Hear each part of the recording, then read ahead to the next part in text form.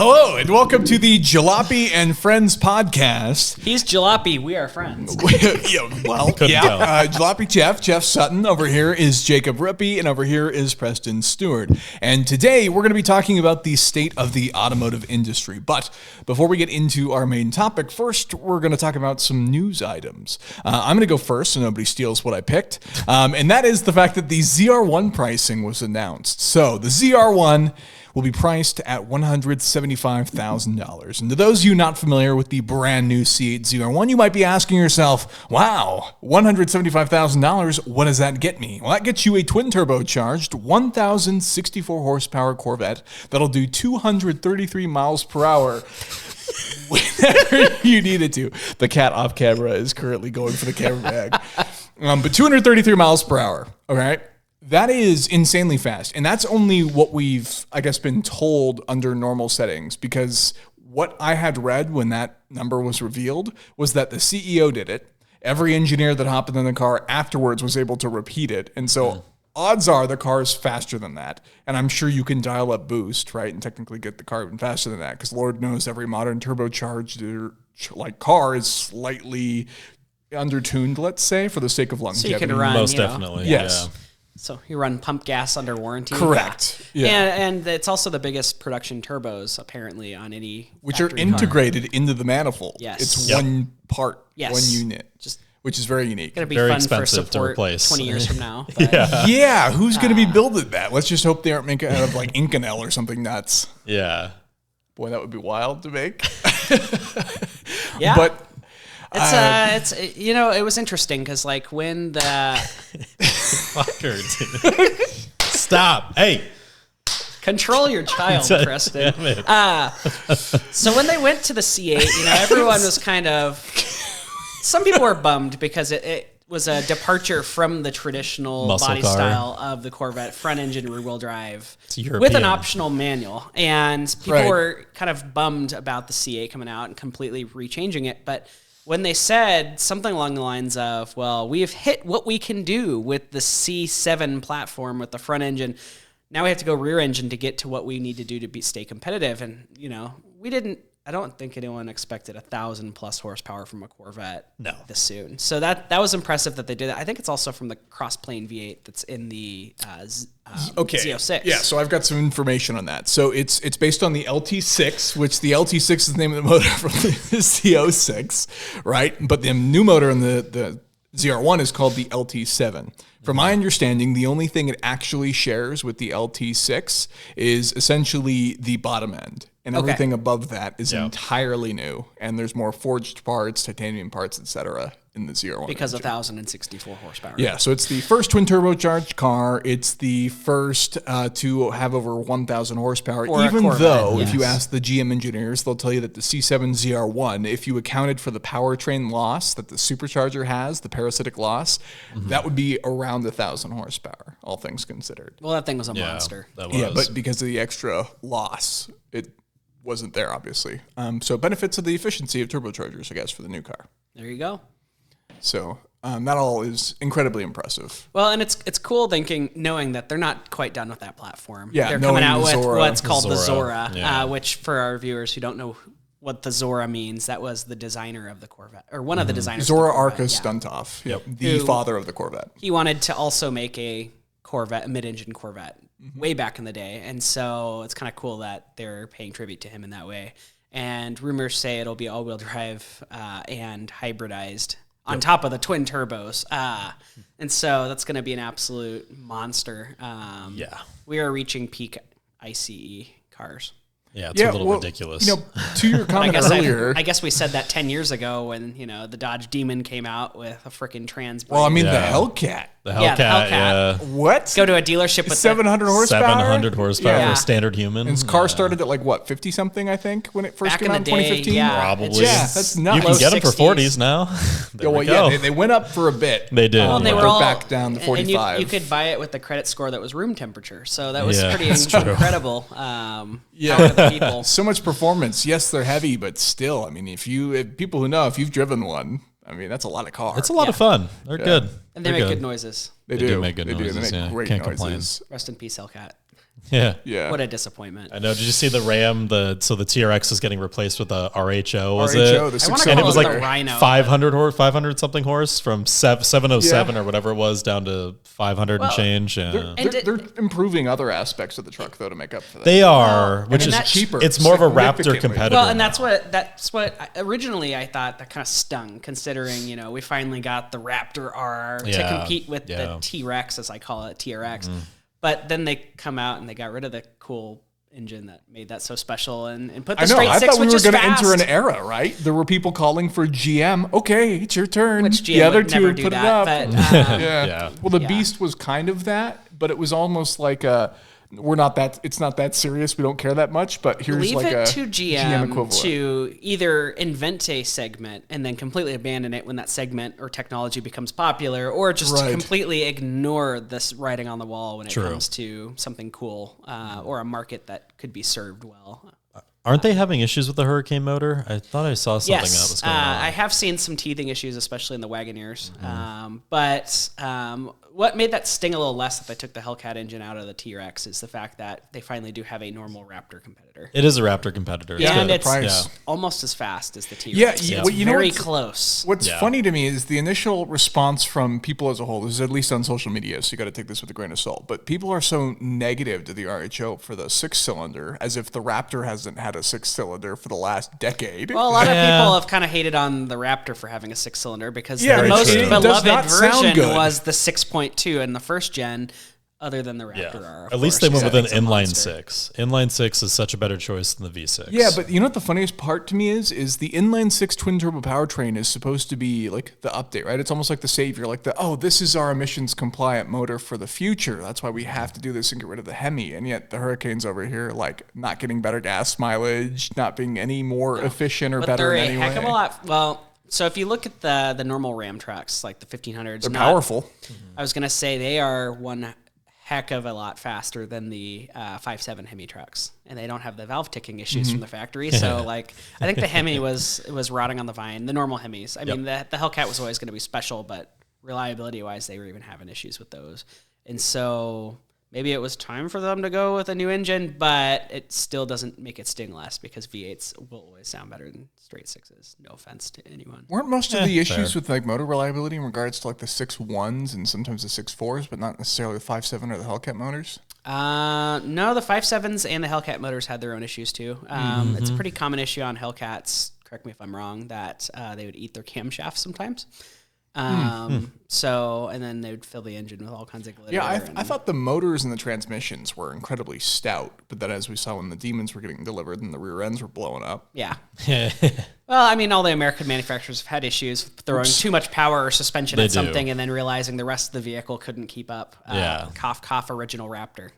Yeah, that's true. To be fair, they were the first to do anything of the sort. So, like, how are you really supposed to know how people are going to use your truck until you're At actually least selling they it to released people? it with only a 5.4 on originally. So it's not like you could go fast enough to really bend the frame, but you could still bend the frame. Didn't they get the 6.2 at some point? Yeah, and the first gens eventually, but it wasn't initially released that way. Right. Okay. Other news items. News item. Speaking of engines and the State of the Union here, Mazda actually had their best sales year ever. They broke their record set for in them. the 80s. Yeah. Interestingly, with no EVs at all. They have some hybrids, but they basically they sold it all basically on crossovers and I've been internal seeing a lot of combustion. CX-5s, CX-50s too. Interestingly, I'm going to make a hot take, is that Mazda is kind of like Subaru in the way that they are building a rabid fan base. Okay. To where a lot of people who are ending up in these Mazdas will tell their friends and family about the Mazdas, and it seems like it's paying off. I think that's where their commercial comes from, right? It's the father and daughter moment with the Mazda thing where all they say is Mazda to each other. Have you seen that ad? I have not. Not at all. Oh, it's on YouTube all the time. I've seen the Zoom Zoom Zoom ad from years ago. Yeah, they got rid of the Zoom Zoom, unfortunately. Zoom Zoom was the best. But I think it is interesting because they've been telling us for the last 10 years, EVs are going to take over the world. EVs are going to take over the world. But we're seeing right now. Well, Toyota's the one that's really laughing at everybody. Yeah, because everyone's laughing at Toyota. They're like, look at Toyota. They're going to be so behind, and they're taking that money to the bank. Yeah, Everybody else is like, we spent billions, but fortunately, we think we can still save a few billions if we stop now on EV development. And we'll talk a little bit more about this when we finally get into our topic, but it seems like we're in the era of the hybrid, not necessarily the EV. Maybe we'll end up there, but Mazda and Toyota, they're laughing. Good for Mazda, because, if you're not familiar with Mazda, by all standards, really, for manufacturers, Mazda is actually a small manufacturer. They're tiny. So for them to be doing well, I think their cars have always stood out, mostly in the fact of the press cars I've gotten, that when you drive them, they're significantly more exciting than anything else. The steering and the way the vehicle responds to you, because they've never gone CVTs. They've always used actual transmissions. True. Yeah, and so, their vehicles are always way more interesting to drive than a lot of the contemporaries, I think. And the interior design. I like they've got a little more premium, the and interior the beauty really is they're fairly reliable for what they are. So, no. Mazda's is a pretty good choice. I like the CX-50. It's a good looking car. Yeah. Some of us might own And now the Mazdas hybrid version of that has the drivetrain from the RAV4 EV because they share a production line. Well, I heard something somewhere that Toyota kind of owns part of like almost every Japanese manufacturer except like Honda. I mean, maybe, but I know they share an assembly Which is line. like, I think Toyota owns the majority stake of Subaru, is what I had heard somewhere. Really? Yeah, like 60% or something like that. I think they would give Subaru a half decent drivetrain then. But I guess they're I stuck think on they those own. box I think they F4s. own part of Mazda too. Yeah. Well, So, anywho. mega Do you have company. any automotive news? Yeah, I figured. Well, it's not like fresh, but the Mustang GTD. That's a hot topic. Yes. I pulled that one out GTD. quick. I think that's a fun topic because I like Porsche so much, and everyone knows the GTD was supposed to go against the new 3RS. And Price point too. right, yeah. Pretty good price. And we saw the Nürburgring lap time. It was significantly worse of a time than we thought it would be. I don't know about that. They did exactly what they said they would do. They said sub 7 minutes. And they did it in the wet. Yeah, it was moist. We'll say that. But no, it was a good time that they achieved. But I thought it would get at least a little bit closer to the 3RS's time. I was kind of surprised because you're working with 815 horsepower versus 520 whatever horsepower the 3RS sits at. But this is at the Nürburgring. There's nothing to say that on another track the GTD wouldn't smoke. Oh, I know. I'm just saying, like the benchmark just, is the Nürburgring. It's not to say that they won't post a better time. And which is true. You remember the fastest American car used to be the Viper ACR, which without a doubt the fastest car. Which Chrysler never set that time. It was a bunch of rabid owners who got together and set their own time. Yeah, and I have no doubt that the Mustang guys will do the same thing. They'll make it. They'll do a better time, but the differential between the 3RS and the time that they posted in the wet was such a big gap. I just don't think they're going to be able to make that time up. I think they'll gain. I don't know. They might be able to gain another 4 seconds. You know what, that car? I'm sure that car doesn't have the downforce that the ACR has, but Probably the not. GTD has a significantly higher top speed because the ACR was like, I think it could do like 165. It was limited maybe. to like it wasn't that 160s, yeah. I fast. thought it was closer to 200. Was it? Was it not? No, The Extreme The wasn't. regular Gen 5 Vipers, I think, could do like 190-ish, somewhere around there. But then the ACR with all the aero and the same powertrain. Slowed it I just down remembered quite a when bit. Jalopnik borrowed one of those and went camping on the wing because it could hold that much downforce. It could hold somebody in a I think the sleeping bag. downforce could do like 2,000. Well, and you could lay in a something sleeping bag on Ridiculous. that wing, and it wasn't a thing. Yeah, I mean, what a car! That car, I think, had the record for most track records, like current record holder of most track records, and it had like I think basically every track in the U.S. at least. Wow. I think was on its radar. Yeah. Yeah, that's a heck of a car, and a manual. Yes. Yeah, that's true. Very Even true. weirder. And even weirder than that, it was designed to look like a naked woman at the beach, according to Ralph Really? Gillis. You didn't tell me that. Gillis. Yeah, he was the Gillis. designer of that. Yeah. Yep. Yeah, he has some at his garage here. Well, and Tracked. because he has two. He has a normal one and an ACR. At least back in the day, he did. He realized while towing it, the ACR, the tow vehicle, when towing the ACR, would get 2 miles per gallon less on average. So he tried to design some sort of a scaffolding to go between the body and the wing. To try to fix the aerodynamics. Isn't that funny? We call it downforce, but it's also known as drag. Yeah. Well. All right, we'll get to our topic. What are we talking about today? Yeah, we're talking about the State of the Union. Obviously, there's a lot of stuff that have happened in the last, let's say, 6 months. Some of it more recent than others that makes us worried for some brands as to what the future holds. And the industry, automotive industry as a whole, is changing quite a bit, right? I know that some people, I think, have been in kind of a scare moment where I think I've seen some collectors trying to fire sale some of their cars. But I think as a whole, in reality, what's happening is in some things, the corrections are just being made. Yeah. For the market. So unfortunately, sorry to everybody that wanted to just buy a new car and immediately sell it for $20K more than it's worth. Can't do that anymore. Yeah, so I guess we can talk about new and used car sales. COVID really threw everyone for a loop, and it became, Literally any car could be sold. Of supply and demand, and a lot of brands realized that if they did have stock, they could sell it for more. And the brands that didn't have stock kind of panicked, and we had weird allocations, and then they started making up, the nicer models, because to produce the nicer model is so much less than it cost or you get when you sell it. And so a lot of brands kind of changed the way they did things, which was frustrating. Yep.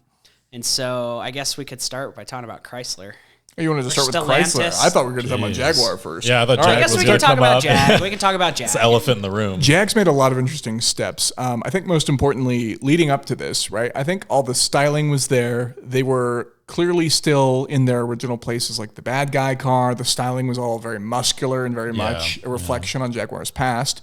Their biggest mistake, I think, was powertrain-wise. So they decided to opt for V6s and V8s, which sounds great on paper, until you realize that the V6 is essentially the V8, but filled in the front two cylinders. Yes. And so the V6 was heavier than the V8. Made less power. But then they also opt in supercharged versions of the V6 and the V8. Yes. So very weird drivetrains. Surprisingly, they were fairly stout. These are probably some of the most reliable Jaguar drivetrains in history, I think. The 5-liter and the V6. Modern, yeah. Reliable Jaguar is not something you hear in the same sentence. But I mean, you like the 4-liter AJ motors were pretty good, and the 4.2-liter variations. Those were fairly stout motors. They had some exceptions: plastic timing chains and plastic cooling pipes. I don't know why other people do that. Porsche did that too with the first-gen Cayenne. You got to service it, you know? Yeah, more cat interactions. Yeah. But Jaguar, they just I think one of the cardinal sins in automobiles is you make something fairly compelling, I guess, and then you let it rot on the vine. Yeah. And I think the other thing is the owner of Jaguar Land Rover, whoever that is. Tata. Is it still Tata? SUVs got very hot, especially in the last 5 years. Yep. Gas got cheap. COVID happened. People wanted to go on adventures, and so they diverted all those funds to Jaguar or to Land Rover. Yeah. And which gave Jaguar barely anything, and so they didn't really work with anything, and so they just kind of let their lineup rot on the vine. Well, who saved Jag was Waymo. Bought up all the I-Pace inventory. All the I-Paces went to Waymo. All the base model ones with the small wheels. Oh. Yeah. I'm always like, I don't like the design of that. I don't think it's a fairly good looking car, but I'm always like shook when I see one with the big wheels because I'm like, it's not a Waymo. Yeah. The other thing is, Jaguar as a whole, good for bad, is a brand similar, I guess, in Maserati in that I think so many people are afraid of the depreciation, which is funny because it's not like there's any luxury brand suffers from depreciation. So all the people fresh out of college that think they need to pay $60K for a brand new BMW that'll be worth $20 in a year, don't ever complain about depreciation about BMWs. But when it comes to reliability, Jaguar or BMW, that's what you hear. Yeah. And that, I think, scared a lot of people from the brand. I've posted videos on Jaguars, and that's usually some of the first comments. Oh, my gosh, a Jaguar's not worth anything. I would never buy one of those cars. And it's like, but have you driven one? Have you driven a Jaguar in the last 20 years? Well, no. Yeah. I mean, they're good, which they are. Modern Jags are great. F-Pace, I know, is really good, and the F-Type is really good. But yeah, reliability is a big concern. Their naming conventions were also awful. Also terrible, The E-Pace was the gas-powered one, and the I-Pace was the electric one. Then there's F-Pace. Then what's the cool one that came out in like 2012? The XF RS? Something. 3 letters. That's the really cool one with the spoiler. Was it? XR? Yeah, supercharged 5 liter. XKR? I think it's like XFRS. Was it? It's got Are you like the sure? dash S. Yeah. Not the XKR? Those are super cool cars. I just don't think anything out of Jaguar in the last. They can't decide who their target market is because the enthusiasts won't pay for your cars, you know? Yeah. And so who else is it to sell to? You know, it used to be the old money brand. They have to wait till the next James Bond movie comes out, and they need more bad guy cars. Yeah, Not but even. their They bad probably guy won't cars even be are part of it. meh. You I don't remember- know. I would be bummed if Jaguar got killed off, but I wouldn't be surprised. Well, it's coming. Well, yeah, we're all not surprised about it. But remember that commercial that Jag did of it was like a James Bond themed commercial? With Yeah, a bunch the of, bad like, guys Yeah, one. the bad guy one. They had the Loki actor, Yes. Yeah, and the they bald had guy, It's Good to Be Bad, and whatever his name V8 was. sounds. That was a great commercial. That was Great a good commercial. commercial. Great commercial. And they embraced the 007 lifestyle of their brand, and it Yeah. works because that's exciting, and men love that stuff. They offer and men great live for colors it. on their cars, What's too. interesting, yeah. though, is like when you think of James Bond, you don't think of Jag, you think of Aston. Yes, Yeah, which is also true. And they've really cashed in on that. Oh, 100%. Yeah. I still want a Skyfall silver car. So I bad. don't- There's so many cool cars that have debuted in the Jaguar universe. Ford Mustang, Yeah. the BMW Z8. Like, those were some of the first appearances of those cars in media. The James Bond, Yeah, in James Yeah, Bond. true. watching the Z8 get cut in half. Ooh. Lotus as well. BMW's blown One up. of one Toyota 2000 GT convertible. Oh, that's true. Sean Connery, yeah. That's sitting in a collection. I think. Where was that car? That That's was because you in- can't drive it because it has the structural rigidity with puff pastry. Very true. Yeah, I think I've seen that on noodle. YouTube A wet noodle. recently. A wet noodle. Yeah. I think Anywho. that's. Moving on to what happened to Jag, the new commercial. We've all seen it. We've all seen Here we it. go. Copy nothing, or whatever it says. What was it? So Copy if I owned a nothing. Jag right now that had any value more than, you know, a pack of gum, I probably I wouldn't blame anyone for selling it because the direction the brand is, they picked who they're trying to target market They towards. did. We all And they've made know. it very clear. Yep. I don't think that's going to be who actually Well, buys their car. Look, reinventing your brand is fine, I think, if you have a very focused vision of reinventing it. But let me ask you guys something. If you're running a car company, what do you think is the best plan of action? Is it A, take a year off from building cars? Or is it... or you know, make a commercial with Colorful people. very colorful people. And make no sense Yeah. at all. Not have a car in the ad. You know, I think what they're trying to do, you know, and I hate that all the car companies are going to becoming a mobility brand, but they're trying to become a style brand. You know who else is a style brand? Mini. Yeah. And they're bankrupt. No, they're not. I'm and they sorry. don't sell Yeah. any manuals anymore. Automatic only. Let's for the not Mini. talk about Mini yet. We'll get there. Well, their competition, I guess, they're trying to go against like Bentley and Rolls Royce now. No, I think Jag. they're trying to compete with Smart. smart. I think they're trying to compete Yes. with perfume brands. Yeah. Well, you got to think about it this way: they have nothing to lose. They're at rock bottom. The guy that was in charge, Jag. Oh, yeah. They got nowhere else to go. They're at the bottom of the pit. They can't dig anymore. What are they going to do? You know? Oh, they're digging. I mean, yeah. They've But gotten the jackhammers it out. might just be crazy enough to work. If they won't. actually produce a vehicle that's going to be all electric, which But whatever. aren't they trying to go up market with it? They, too? like I said, they're trying to be changing with demographics Rolls Royce, and trying to go up Bentley. market. They're And- trying to compete and with the keep top it dogs. EV, so they're trying to make an EV brand, Yeah. going up market to sell Yes. the style. So they're Yes. trying to compete with Rolls Royce and in Bentley a market and that has shown us that EVs aren't selling. Yep.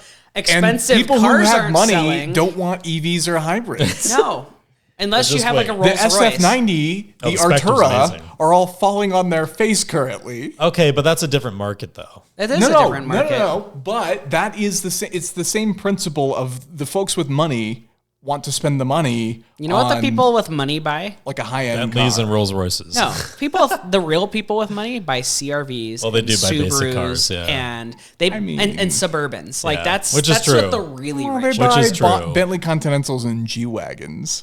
That's because the The, flash G-Wagons the don't mid-tier depreciate. people buy G-Wagons for tax I'm benefits. I'm not talking. He's talking about the ultra flashy. wealthy. I'm not talking about the Scottsdale people who have a BM, go to the BMW store and get themselves Yeah. an X5. No, I'm talking about the old rich. The Yeah, old yeah. rich Yeah. who is Jaguar's old customers. You know, Yep.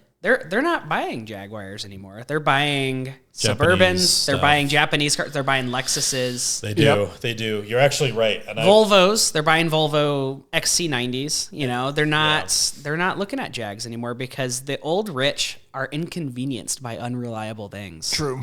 It's also the old rich bought depreciating. Land Cruisers too, Yeah, because they they were inconvenienced by breaking down, and they don't want to be inconvenienced. They don't want to have to go to the mechanic for unscheduled things, and so they buy something that is not flashy. They buy stuff that is not going to be unreliable, you know, and that's what they're going to do. And so they're buying Suburbans, they're buying Subarus, they're buying CR.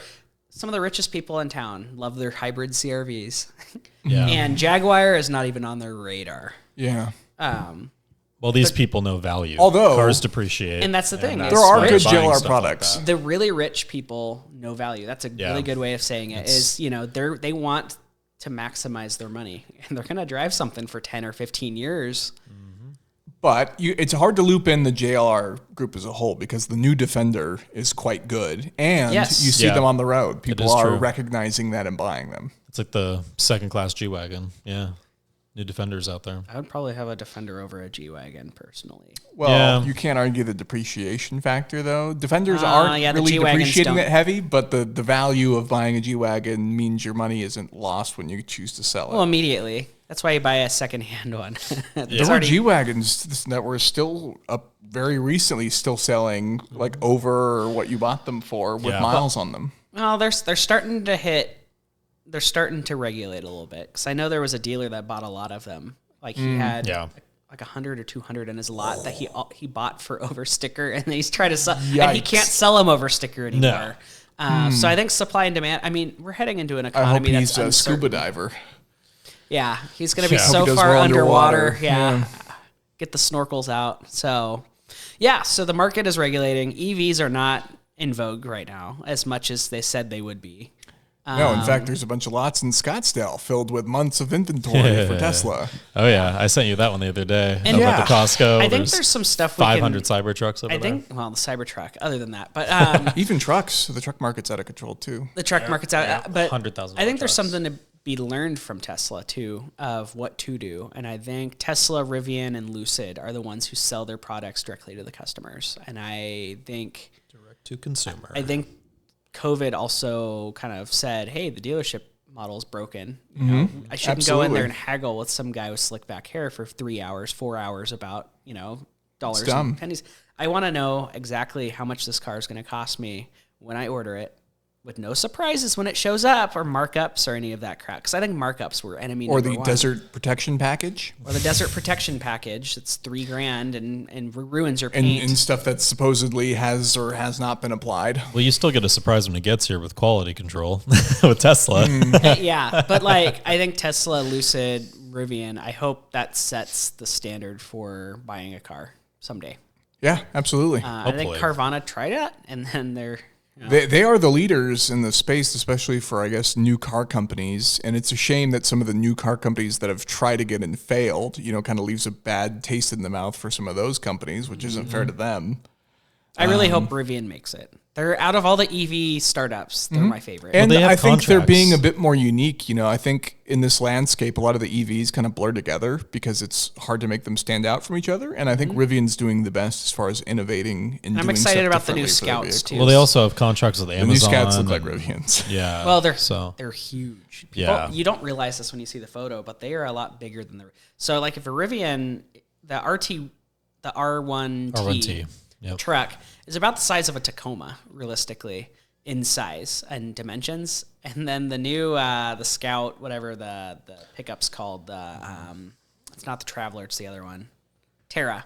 The Terra is the size of bigger than a half-ton pickup truck. Really? They're huge, and they don't really tell you. Like when you see a photo of it, it's hard to kind of see the size. They're huge.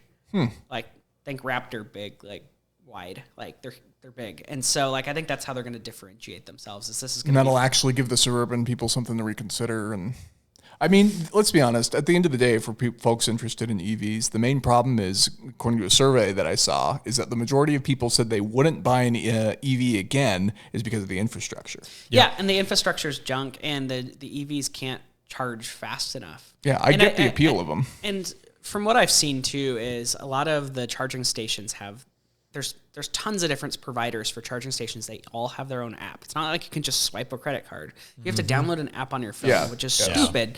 And so what they need to do is make gas stations just like we're used to using, where you can swipe your credit card, and then the EVs need to charge in 10 minutes. And I think once you charge them in 10 minutes to 80%, and you can make it easy by swiping a credit card, even grandma can do it, I think EVs will take off.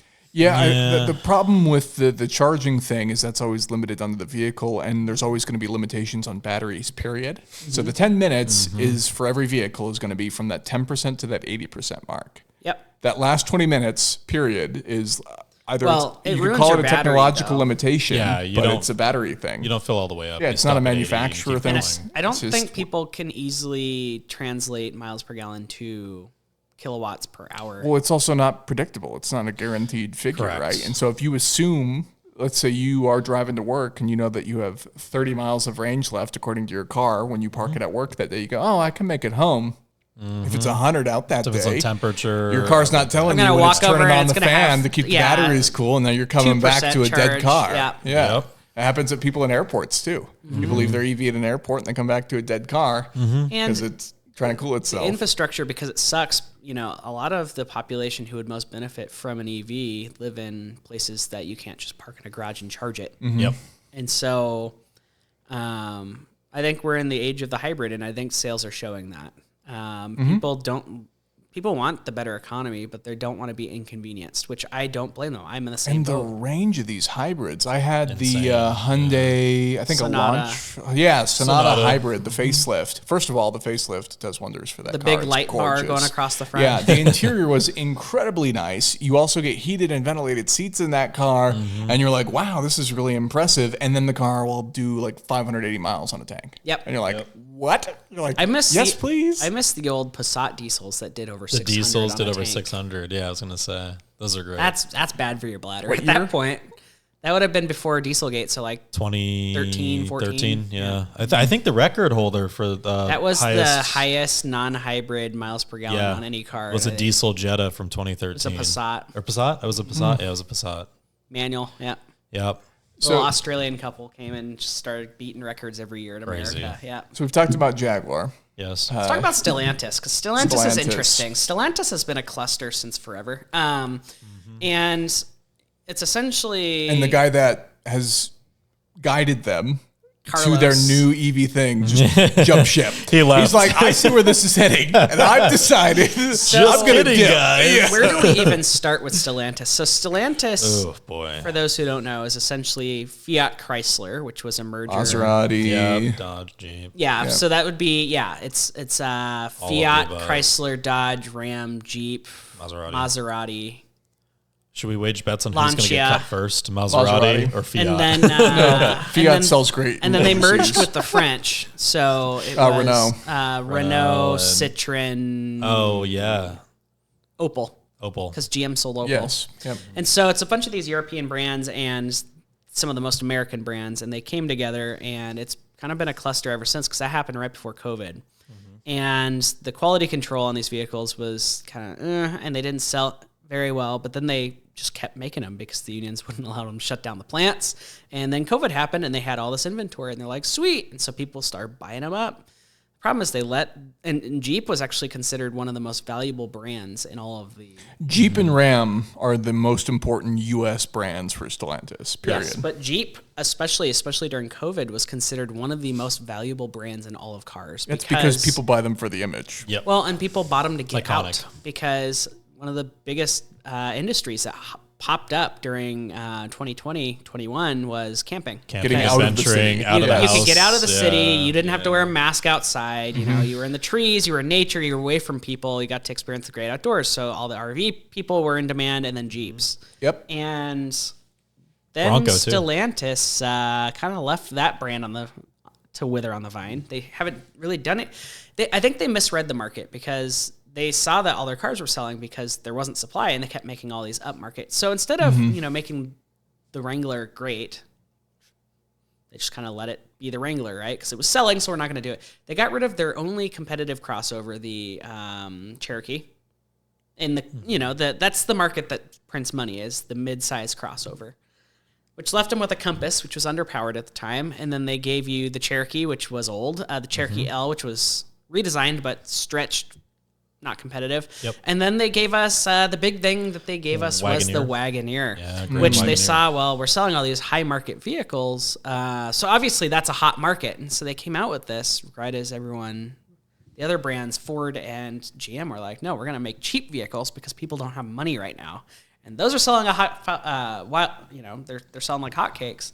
The Maverick and the Trax and the Buick version, the Maverick is refreshing that it exists. And so now Chrysler has all these high-level, high trimmed Rams and a bunch of Wagoneers, and they're sitting on lots for hundreds of days. They have all the Stellantis brands essentially have the highest number of days on the dealership lot, which is a problem because Toyota has like 30 days. Stellantis Products has over 100 days on the lot, which is not good for business. So you have all this inventory that's sitting around, getting heavily marketed, discounted. They break when they sit, so there's a lot of rework happening. Do we mention Alfa Romeo? I don't think we haven't even gotten to the European brands. I'm just talking about the fact that Jeep was left on the vine. Ram, they lost their Hemi.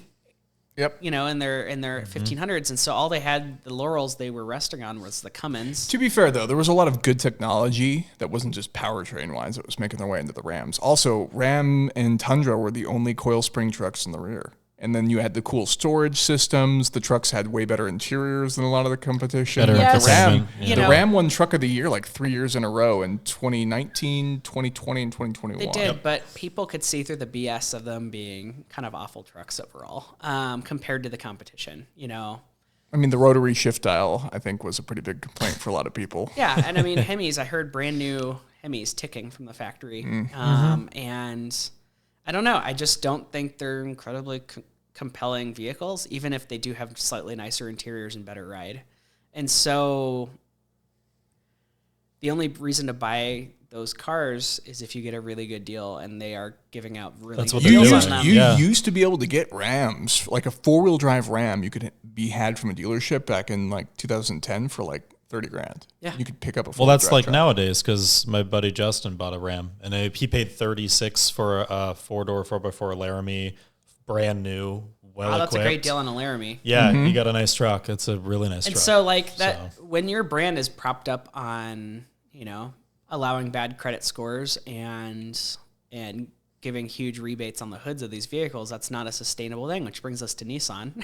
No, kidding. We have to talk about the other brands. But Stellantis, and so you have Jeep that's withering on the vine, Ram that's not competitive. We have Dodge that lost their two best-selling vehicles, and all they have right now is the very, very old Durango, which lost the Hemi. Though they did do one more year of the Hellcat. They did one more year. Yep. Blessed. And then they lost, so all they have is the Hornet and the Durango. Oh, the Hornet. The Hornet sucks. And then let's be real. But hey, it's got a boost button. Oh, and we have Chrysler, which they got rid of the 300, so all they have is the minivan. Yep. Oh, the 300. There's But hey, they're coming out with concept cars. The Halcyon is right around the corner. Sure is. Be the Halcyon and the minivan, the Caravan. Is that all the American brands? Yeah, I think we covered all the American brands. And so, along with Stellantis, we have Alfa Romeo, which hardly sells cars here. We have Fiat, which sold less cars than they have dealerships last quarter. Yes, some dealerships had 0 Fiat sell. Yes. Fun. Which is why they're giving out leases on the new Fiat 500 in Colorado. That thing is just $0 leases. They can't give them away. Yeah. Well, they were giving them away, literally. Just pay taxes. And I think then people want it then. Get this off our lot. Then we have Maserati. Talk about a wasted brand cash. Which I think is a shame, because I think the new lineup, I'm not so excited about the Folgore or the EV. Electrified side of Maserati. Or the Grecale and all Okay, the so the guacamole and the what did they just get rid of? That awful the Ghibli. The Ghibli, the I think the highest Ghibli, depreciating car on the market. Of course, then again, next to EVs. Then again, doesn't the Grecale sell pretty well though? Probably. I don't an think SUV. I've noticed one. Yeah, the little SUV. I don't know. Actually, I don't know if I've seen one on the road ever.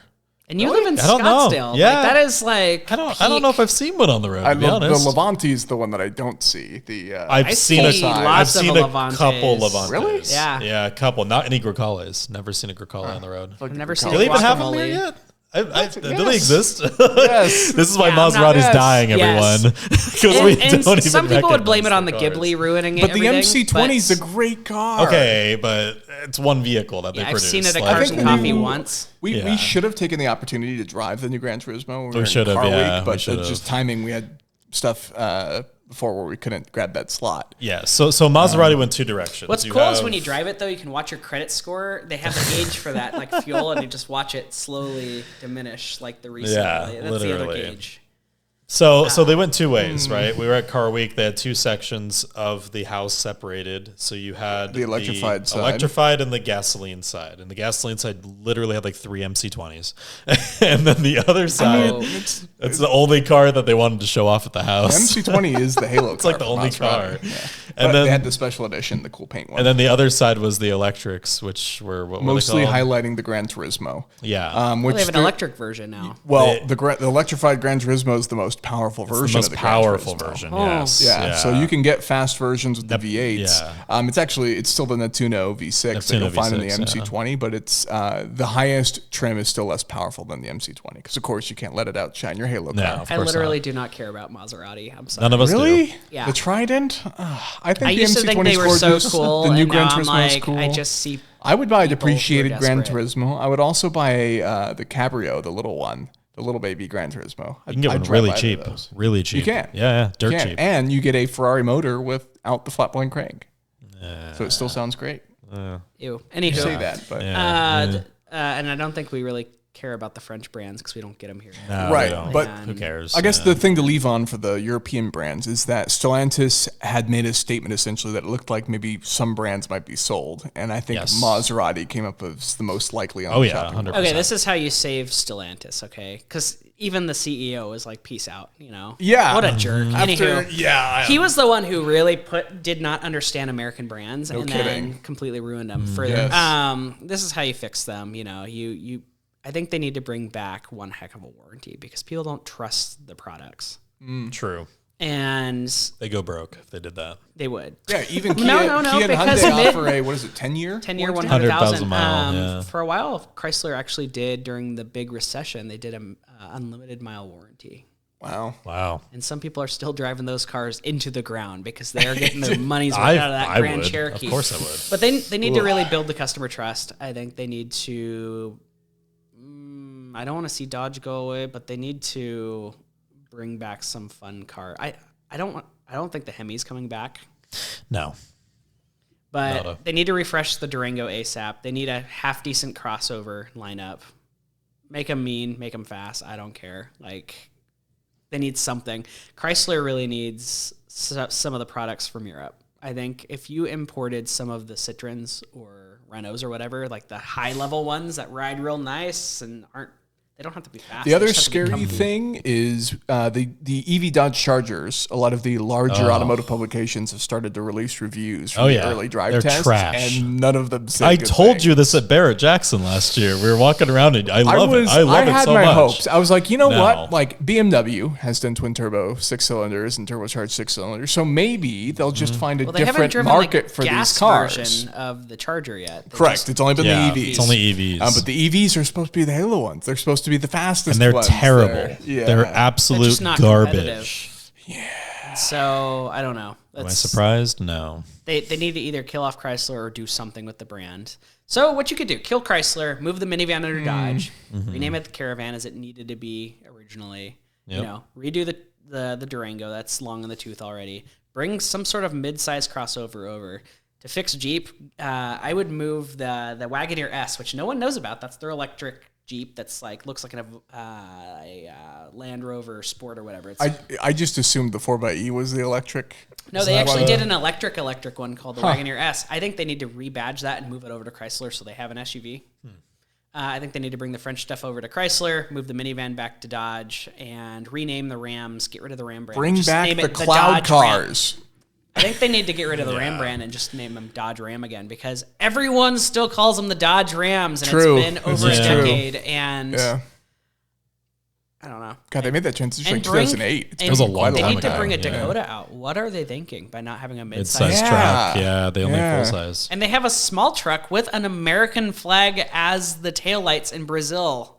Like, why can't they make that here? Is it the Rampage? The Rampage. Mm-hmm.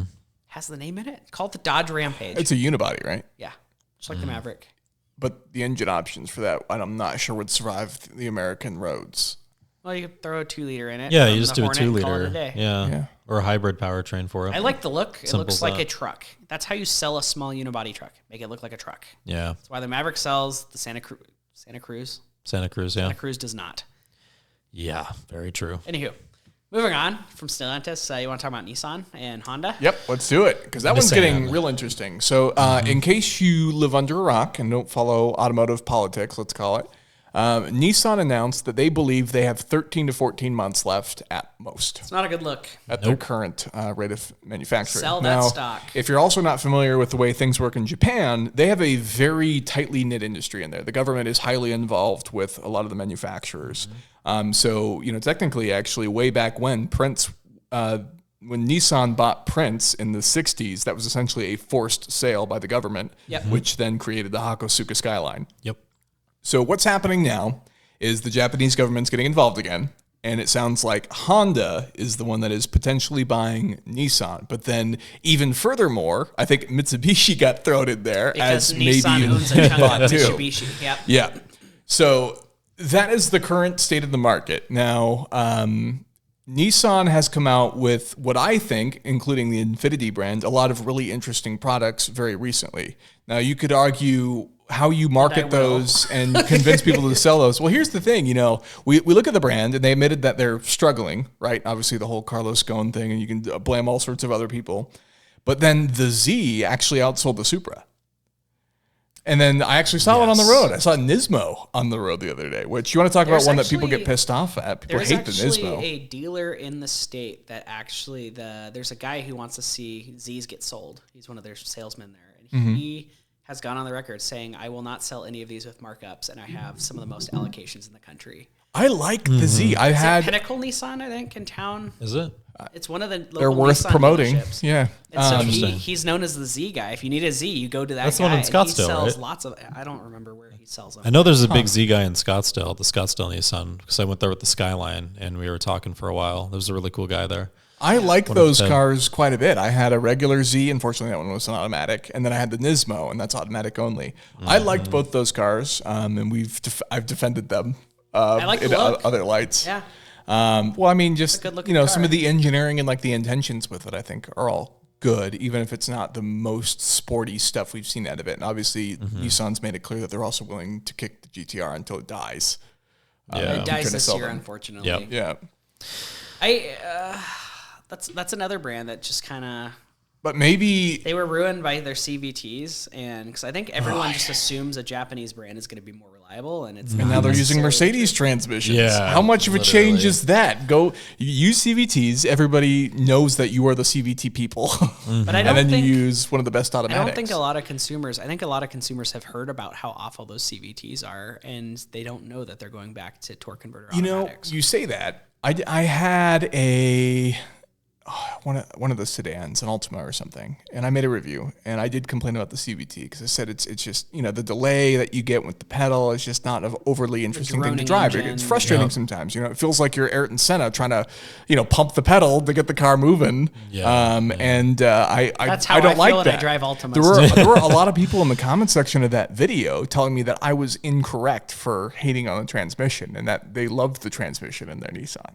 Yeah, I know. That's why we I have- made I don't the same believe that. expression when I read People the were proud comments. members of the big Ultima Energy Club. Yeah, if you're a big fan of CVTs, I just don't. Yeah, see it. I just drove a 23 Rogue, actually. I rented an SUV so I could go pick up a set of wheels and tires because I don't As you have any do. cars currently that can hold that. And I hated it. The interior I had a work was, car, the same was thing. It was, fine. It was functional. It was usable. But everything about the way the car drove, I think I did had a not like. 21 Rogue as a work car, and I put 30,000 miserable miles on that thing, and it just felt Yeah, the transmission was boring. engine clatters The and engine, it's just yeah, it's not. It doesn't make you feel good driving the car. No. Yeah. The actual Now- interior was fine, functional. Everything was in the right I have spot. driven some pretty okay CVTs too. And one of the most Toyota. recent ones was a Honda Civic. Oh, Okay. Just yeah. recently drove. I had a press loaner. I don't get press loaners. I had a service loaner, and it was a 24 Civic Touring. So Okay. top of the line. It had the 1.5 turbo with a CVT, and let me tell you, like, unless you were railing on it, it drove like a normal torque converter. Well, the Toyota CVTs, Toyota almost shouldn't even call them CVTs Well, that's an because eCVT. they're right. So anything that you see planetary- eCVT, which is the hybrids, it's a planetary gear set, and it doesn't drive like a hybrid. No. Or it doesn't drive like a CVT transmission. Which, Those are great. My dad has a CRV hybrid, and that's a 2-speed. It's voodoo witchcraft how it works, but like I wish I could even explain it. But like it drove great. I You was want to talk impressed. about voodoo witchcraft? The LC500 hybrid The hybrid. has the simulated 10-speed, which is a 4-speed God. with a CVT Yeah. Yes. combined. Yeah, you weren't a in big one fan unit. of that. No, No, I hate terrible. that. Get the I hate that non-hybrid. car. You get less power than the V8. It doesn't sound anything like the V8. I love the And then you have the LC500 weird though. shifts where you can feel the difference between when the 4-speed shifts and when the CVT is simulating a shift. Yeah. So Ooh. Yeah, I think on the new Honda hybrids, they have something where it's like a direct drive to the engine, but first what it is it drives kind of like a plug-in hybrid to where the motor really gets you going, so it feels like an electric car where you get that instant torque, and then after a certain speed, it boom, direct drives to the engine and couples. It's the weirdest Interesting. thing. Is that the new Civic hybrid that does Civic hybrid, Accord hybrid, and CRV? that? I'd love to drive the new Civic hybrid. I've heard a lot of good 55 things. miles per gallon. Yeah, Yeah. it's tempting. hey, look, P-Car Preston. Porsche's tempting. got a hybrid coming too, if you feel so inclined. Well, they have a hybrid. They've had a Well, hybrid. the other had, models, yeah. but the 911, the important one, Oh. has a hybrid model coming. Yeah, It's terrifying to have a first-year Porsche product. I would like to drive the GTS. I mean, with the sometimes E-turbo. they over-engineer it if they don't know what I'm a they're doing. 911T kind of guy. I trust Porsche. I know they're going to do the right thing. I mean, the people that drove the GTS, the E-turbo, whatever the heck, hybrid technologies in the new GTS. Apparently, everyone said that it's so far it's really good. A lot of good notes about it. It They doesn't didn't weigh know much about more. Bad. What the heck went wrong with the early Boxsters? That bearing. IMS bearing. Yeah, they didn't know about the IMS being trash until many years. Oh, after they IMS is released not it. that big. of a No, deal. they fixed it like 2 years Yeah, into there's production. two IMS cars sitting right out there, bro, Yeah. buddy. I can hear, And they're still I can running. Just see their demise. They're still running, mother. Anyway, so We'll report back next 25 week. years later. hang on, We'll hang report on next now. That's like week. 3% of cars. All right. Anyways, no, that new GTS E-turbo looks pretty cool and doesn't weigh much more. It's got a lot of power. Porsche will do the right thing. The 911T. Corvette 1 hybrid. exists. Well, the T exists, but also arguably the 992T isn't as exciting as the 991.2T, which is, first of all, probably more rare. It was like a 2-year production, and I think it was only like 800 in the States or something like that. But the 991.2 arguably is better than the 992. Did you get a sticker on the side that told everybody that you're driving a manual? Oh my god! You know what? did You not. could put that. You could just buy it on eBay and put it on there. The T is great I though. have a factory sticker. I would love to buy a Carrera T. I've looked at them. I've thought about it, but we'll see. 991.2. That's the one. 2018. Okay, so let's see. Is there Anywho. somebody we haven't talked about failing? There's some good things that we can talk about, but is there anybody else that we haven't talked about that's in lots of turmoil? Jag's big, Chrysler's big, Yeah. Nissan. Yeah. I think that's it. I think that's That we it. know of. So, Off the top of my head. yeah, in the spirit of trying to talk about some positive automotive industry changes, manual transmissions. So there, obviously we thought was a dying breed. It kind of is. Some of the They European are. manufacturers and JDM manufacturers realized that we in the U.S. in particular have a weird, unhealthy obsession with manual transmissions. Some of us do. So there's actually overseas manufacturers now that only produce manuals for the American market on certain cars. That's true. We also lost a couple of manuals this year for Yeah. 2025. True, We did. Which, but rest in peace, GTI. I know. Rest in yeah. peace, Mini. That's the so sad. Mark 8 is just kind of a whole blunder because the infotainment in that car is also terrible.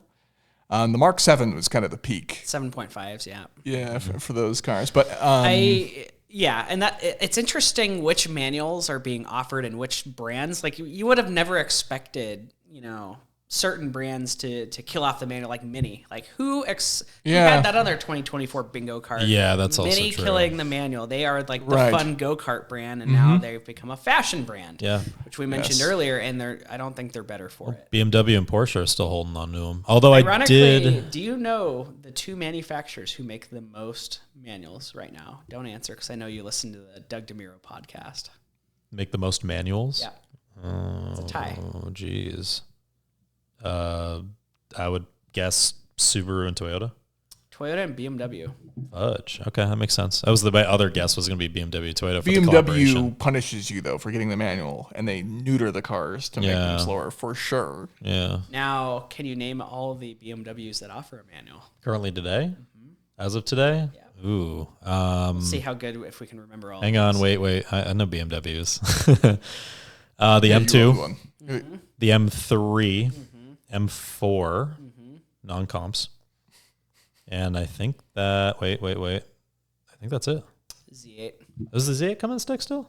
I thought Or that was Z4 or whatever it's called. I thought, well, that was the same powertrain as the The Z4 Supra. is only offered with a manual on the 4-cylinder though, right? Is it? No, I don't think Straight there's, I don't, six. They only make it for the straight six, and it's in a special package. I forget are what you it's sure it's called. still they still the come with story it? for the Supra was the Supra's transmission came from the 4-cylinder Z transmission overseas. And then it was modified, adapted. Toyota did some stuff to it to make it feel like a Toyota I don't think the transmission, Z8 comes with and then put it in a the Supra. whatever the heck it is. It comes does. with a manual. It's called, are you sure? Yes. Today, So like you could order It's one a in the ZF stick. gearbox, right? I believe so. And it's called the Handschalter package. Oh yes, of That's course it not is. here. Is Handschalter, that and here? It's only available on the 6-cylinder Z4, and it gets its own special wheels, and it's offered in green. Two different types of green. Is that a frozen Really? green? Is that the matte? It's like a matte green, and then Yeah, you it can could get be a frozen. glossy. So green you have to too. say frozen then. The if it's BMW. Handschalter Frozen, or yeah. whatever sounds like something German and gross. But yeah, they and it actually outsold the automatic Z4. The manuals did this year. Wow. I wonder if that's going to stick around any longer. Well, the other Stick car around. I was going to bring up is the But WRX. So the WRX, your option is CVT or not that Subaru makes Or a bad CVT, manual, but CVT But any or CVT manual. in a WRX is and a so bad CVT. manuals Terrible. are outselling the CVTs. Well, for That's good why I reason. thought Subaru But did you might have been see it, they're but- bringing back the STI in Japan Yes, As limited only a limited CVT? production, 500 cars. as only a CVT? Yes, Oh, it's that, disgusting. And That one they doesn't brought make any back sense. The WRX wagon as the the WRX wagon, but they sell it in Mexico also only as a CVT. I think Subaru is trolling us, folks. That's weird. But I will say this: when I had the TR as a press car, they gave it to me as a manual, and sometimes press cars Minus don't one. always come with manuals, even when they're offered with one. Yeah, Mi- that TR minus is one. no longer with us, unfortunately. But that was, I didn't mind that car. I thought it was fun. It didn't wish feel they as would wrapped color around you. match Those the- cars have gotten big. I I feel wish like. they would color match the fender flares, And the TR needs a badge. and it needs a badge. That's not a sticky note. That's not a sticky note. That says TR on it. Anywho, so Toyota. Can you name all the manual Toyotas? GR, Corolla. The G-Rolla, yeah. the G-Rolla. Then you have to get the the Supra. the 86. Yep.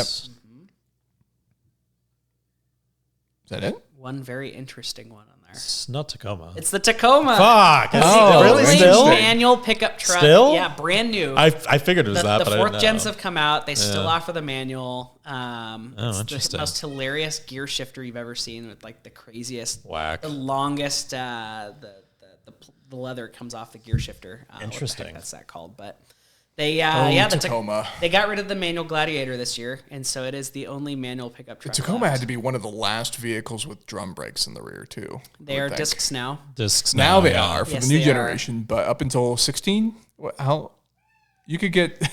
There's a cat on me. Up until He's you could climbing get, you. yeah, you could get drum brakes in the rear. That to me blows my mind because I just had a Nissan Versa and that didn't have drum brakes in the back. My so how could a 17 Fit had Tacoma- drum brakes on the back. Really? Yep. 17. 17, and they made that through 20. So I got a cat on me. So. I'm more concerned about the 5-speed automatic that was sold until 2025 in the 4Runner. It's the last of the 5-speeds ever. Yeah, even our old Porsches, we complain about the 5-speed because my Miata from 2006 is a 6-speed. Yep. So blows my mind. Anywho, so yeah, manuals are selling pretty Ish. Well-ish. I mean, if it's offered and it, because I think. Considering only psychopaths like us automotive people are buying them. Well, and we're all buying them used, so it's a very select number of psychopaths. very true. That's a line that I walk every day when I ask myself, well, if you want to support a car, you need to buy it new from the manufacturer to tell them, this is what I want, please make more of these. It's an interesting, and I guess we can go back to the state of the automotive union of with all these EVs coming that are kind of numb and soulless, unless they're quirky or fun, but for the most part, the experience is soulless. Yeah. You go woo, and that's it, and then you're vomiting. They accelerate quickly, and that's vomit it. in the back. It's gross. Last time I rode in a Tesla, I did not feel good because the guy was just like on and off switch, and I was just like, this is not fun. I think Nismo has something to say. Yeah, Gizmo agrees. Unless you can change the body to make it beautiful and like make it quirky and fun, it's not it's all very synthetic. Even the funnest one on the market apparently is the Ioniq 5N, which because it simulates drivetrain lash. Did it? It's all simulated. Yeah. All the fun is simulated, and so I think people, especially good for them for doing something different, though. Apparently, in our age group, it's people are looking for real. They're looking for authentic. They're looking for mechanical watches instead of digital watches. They're looking for row your own gears and drive trains that aren't piped into the interiors. And they're looking, and I think that's why companies like Porsche are killing it. Yeah. Because Porsche is providing the fun. And they're super consistent at making a well-driving car. Very true. That is not really fake. Wasn't the Ioniq... The Ioniq 5M, wasn't that the car of the year for, was it Throttle House? It was, the car of the year for something like that. Everything I've read about it says it's hilarious. Yeah. But it's not, you can only fake so much. And I think for the enthusiast, there's something about rowing your own gears, listening to the soundtrack of some sort of a decent exhaust and being able to throw a car in a corner and it just hook. Or slide it if you want to. I don't know. So I think there's something to be said. I mean, trucks like the Tacoma don't make sense to necessarily get the manual, but I appreciate that it's offered. Yeah, I'm not really a fan of like manual trucks unless it's like a street truck. I don't know. I would take a Cummins with a 6-speed manual because that was the only way to not get an exploding transmission for so many years. Yeah, and you live out your big rig life. I mean, that's the case for a lot of cars, right? Where the manual transmission was not just more, especially in the early 2000s, 90s days of muscle cars, where the manual was always a Tremec. Yeah. And so, would you want a 4L60 or do you want a Tremec 6-speed? You decide. Do you want a Tremec or do you want an AOD? So, I think the kids will be all right. Yeah. And hopefully they continue to offer these things. I wish some of the higher end supercars would offer a manual transmission because, they won't sell new, but they sell used for triple the money. I think because of that, collectors and enthusiasts alike would be interested in a manual version of some of these hypercars because it's not with the electric stuff. There's no reason to be super, super, super fast because the electrics are going to eat your lunch every day. True. And so why not offer a Ferrari with a 7-speed manual with, a gated manual? As Doug keeps saying, sell like hotcakes. Yeah. That is a good take in my opinion. Yep. Lamborghinis are ridiculous. Why not make it more ridiculous? That's why I love the Strato, by the way, because obviously we saw the Strato and the Dakar come out side by side, but the Strato is just like slightly has it above taller. the Dakar because it's just dumber. I appreciate that. Right. Dakars all day. Well, I All get that, day. and it is probably a better engineered car for what it's built for. But the Strato is so hilarious to me that also V10. And then the snorkel blocking your mirror because they just had to have the snorkel on it, and they couldn't think of any other better way to do that. That's one of those things that I love the lack of thought or solutions for the car. Have you heard about the new Tacoma and 4Runner Trail Hunters? Yes. Yep. Oh, so they put a snorkel on there and did no sound. The gnarliest sounds. And they sound like turbos and wastegates and blow-off valves. Which is Toyota's future now is turbocharged powertrains. Yeah. So Gone are the days of underpowered, naturally aspirated, large now displacement they're underpowered, motors. turbocharged powertrains. So great. Yeah. it's a 4-cylinder. Anywho, we should probably wrap it up. Do you guys have trivia at all or no? I think we're canning. No, we're canning the trivia. One thing I did want to say on the supercars is I think what happened with the supercars is they thought they would follow the plot of the other manufacturers, and what people wanted was just more new, exciting tech. When it turns out, like you said, what they want is that experience. When you're going to pay the money for those cars to be the Halo cars, they just have to be some sort of raw craziness. Make it ridiculous. Yeah. And reap the benefits. It doesn't need to be faster than Tesla Plaid. But it needs to be an experience. I watched the Camisa video on the original NSX and the new one, and I think he summed it up as like selling something that's sane, it's competing with the insane is never going to sell well because those people already have sane at home in the form of a crossover. Like, sell an experience. Anywho. Yeah. So with that, that's the end. Whether you're listening on the podcast or watching at home, we really appreciate you for tuning in. Make sure you give us a like or get subscribed or following, depending on what platform you're on. And of course, we're always open to your recommendations. Go ahead and throw some comments down below. Let us know what you think, what we should talk about, etc. Or whether we're idiots or not. Or whether we're idiots or not, or we have bad takes or good takes, etc. But with that, thank you so much for listening, and we'll see you guys in the next one.